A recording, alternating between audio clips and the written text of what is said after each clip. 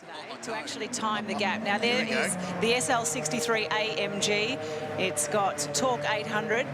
It's a 400 kilowatt output. It's a 5.5 litre bi-turbo. I got to drive it a couple of days ago. I'm very jealous. And Mick Doohan had a crack at me for driving like I was going to the shops.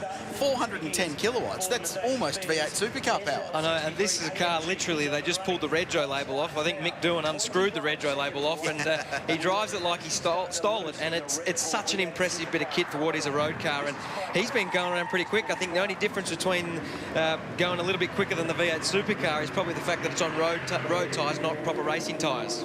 So 16.8 seconds separating the first two cars, and you'll see the speed comparison here too. So that will keep you up to date as to whether or not that V8 supercar can bridge a gap to the Mercedes, and whether, again, the Formula One car can bridge the gap.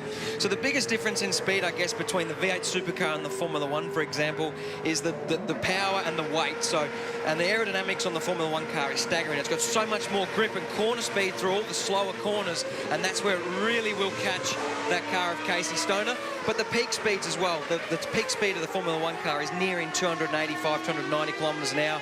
Casey Stoner a lot closer to 265 k's, and Mick Doohan would be around about 250 kilometres an hour. 23.9 seconds was the gap between the V8 car and also then the F1 car. So I wanted to ask you as well, in terms of when we see the F1 car making up the speed, where is the ability for an F1 car to make up the speed? Is it the acceleration out of the corners? Is it just the sheer pace of the car? It's a combination of everything. I mean, the V8 supercar has 600 horsepower. It's got a lot of speed, but it's nearly, over a ton in weight. So getting that car around the corners is not as easy as a Formula One car. It's got a lot of aerodynamics. It's very light. So the corner speeds, entry, mid-corner and exit speed is superior to that of the V8 supercar.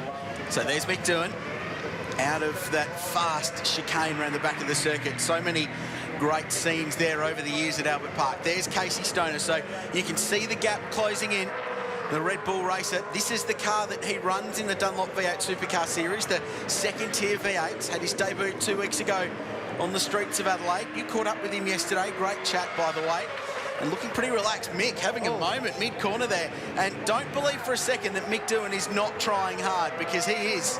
And David Coulthard not yet in sight, guys, so he's not even in the screen. Oh, here he comes. This is quite a funny experience when you're driving that V8 supercar. The Formula One car looks like a bee or a wasp in your mirrors, and then all of a sudden it comes howling up behind you, and this sets up to be a great finish. Have a look at this. This will be really close, in fact, but David Coulthard will just get there. The three cars across the line covered by 0.3 of a second. So the handicapping is bang on. And between Mick Doohan, who was...